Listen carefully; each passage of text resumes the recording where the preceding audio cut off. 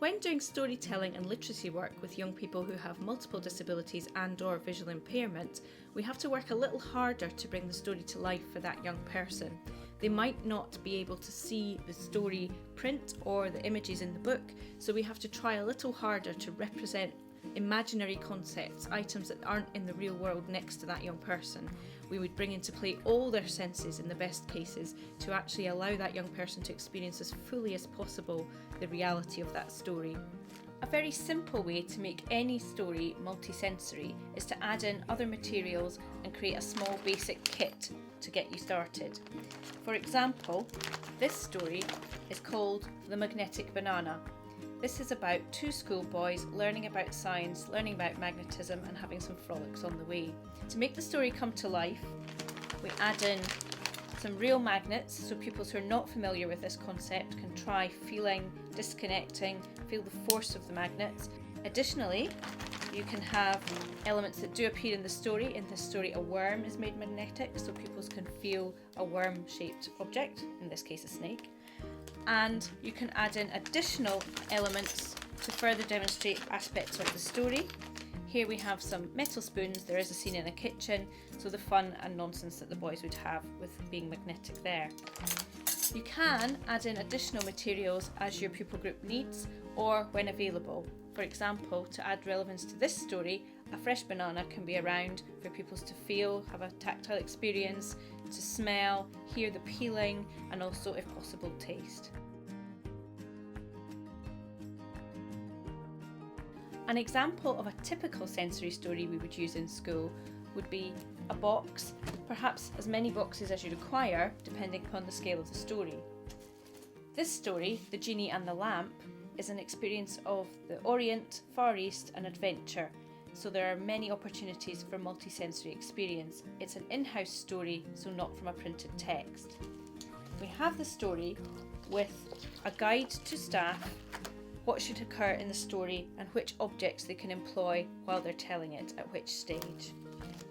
For example, fabrics and textures, these can be used for light stimulation with reflection, moved into the pupil's field of vision, or can just be used as a textural and tactile element that the pupil can feel to experience something different. Also, objects that occur in the story that might be from other cultures or other experiences to add further dimensions for the pupil. This one has a lot of sensory element in terms of smell, so we'd have a lot of stimulation of smell. This is dried oranges to have a good aromatic scent, and we have pots of different spices. This would have a further learning element in that all pupils would tend to learn home economics in school and cooking skills, so an experience of this would supplement that curriculum area also. Obviously, stories on this scale can grow very large and become very muddled, so in a school setting it's very important to keep these organised so staff know what is in the box, how to run the story and can identify any missing items. We would keep stories organised by having a key card in the box. An example of a sensory story that can work very well is where you don't just have a fictional story but also merge into non-fiction and real-world learning for other curriculum areas. This story is A Footballer Called Flip, a funny story about a children's football team. We have the book in standard format, we have the book in large print format. In addition, this box contains a Braille version of the story, so young people who are Braille readers can follow along as well, the whole group accessing equally. The objects in a box like this are selected to demonstrate aspects of the story, but also to give the young people who are listening to the story a real experience of the topic and the objects at hand. This box would contain football shin pads and football boots, because young people who are visually impaired may not have played football, they may not have played using traditional football equipment. They would have their own version of the game.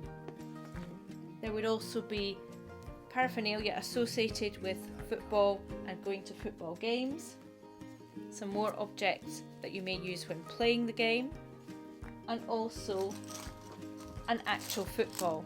In this case, a football such as the young people would use in PE activities with the auditory element. So this is a familiar object from another curriculum area, adding more rounded learning to the experience. When making sensory stories, the 5 key points to remember are: the stories need to be multi-sensory as far as possible, stimulate as many senses, make use of any residual vision that the young person has, using light, using positioning of objects, so it's a full rounded experience. The second most important point is that the objects should, as far as possible, be real world objects. Things should look and feel and be as far to scale as possible. The next most important point is to remember you don't have to stick rigidly to a script or book text. It's best actually to adapt that to the young person in question. So change the vocabulary, scale it up, simplify it, and work with that young person's comprehension. Create and resource your stories collaboratively across your school, across various classes, departments and the organisation, and then share your stories once they're made so more young people can benefit. Organisation of stories is key, so boxes need to be tidy, have a list in there with everything that should be in the box, and also indicate which senses will be stimulated.